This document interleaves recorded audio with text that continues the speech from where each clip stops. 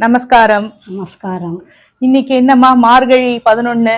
இன்னைக்கு ஸ்ரீரங்கத்தை பெருமாளுக்கு பண்ற ஸ்ரீராமம் பண்ண போறோம். ஓ அப்படியா, ரொம்ப நன்னா இருக்கும். இன்னைக்கு புதுசு புதுசா ஒவ்வொன்னா பண்ணிட்டு இருக்கா. ஓகே, இன்னைக்கு பிரசாதம் பண்றத பார்க்கலாம் வாங்க. ஸ்ரீராமத்துக்கு தேவையான பொருளை சொல்றேன்.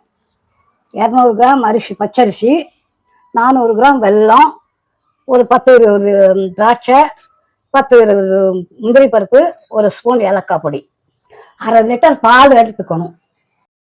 இப்போ அரிசிக்கு தேவையான ஜலம் விட்டுருக்கேன். அதோட சேர்த்து பாலையும் கொஞ்சம் விட்டுக்கிறேன். ஏன்னா ரொம்ப பால் விட்டாக்கா பொங்கிடும், அதனால கொஞ்சமாக பால் விட்டுக்கிறேன். இப்போ பாலாதியில் நெய் விட்டுக்கிறேன். நெய் காஞ்ச உடனே முந்திரி பருப்பு போட்டுக்கிறேன், திராட்சையும் போட்டுக்கிறேன். நேரமாக எடுத்து இப்போ எடுத்துடலாம்.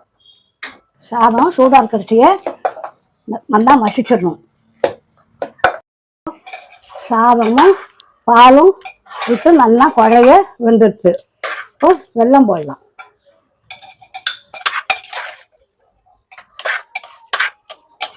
கொஞ்சம் கொஞ்சமாக விட்டு கொதிக்கணும். பால்லையே தான் இது நல்லா வெந்து அல்வா மாதிரி வரணும். நெய் விடுறேன்.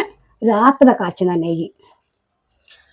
கொஞ்சம் கொஞ்சமாக நெய் பாலும் விட்டு கொதிக்க வைக்கணும்.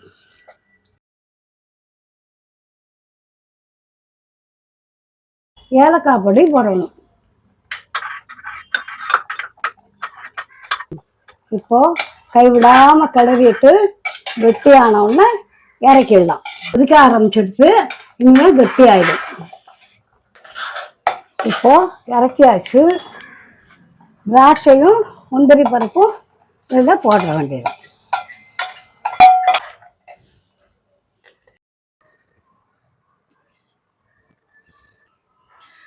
ஓகே, இன்னைக்கு ஷீரா அண்ண பிரசாதம் ரெடி ஆயிடுது. ரொம்ப நன்னா இருக்கு பார்க்கறதுக்கும். ரொம்ப ரிச்சான ஒரு ஸ்வீட்டு, பால்லையே பண்ணது. இந்தாம்மா நீ சாப்பிடு. ஓகே, நானும் ரெகுலரா பிரசாதம் சாப்பிட்டுன்னு இருக்கேன். தூக்கி போட்டுக்க முடியல.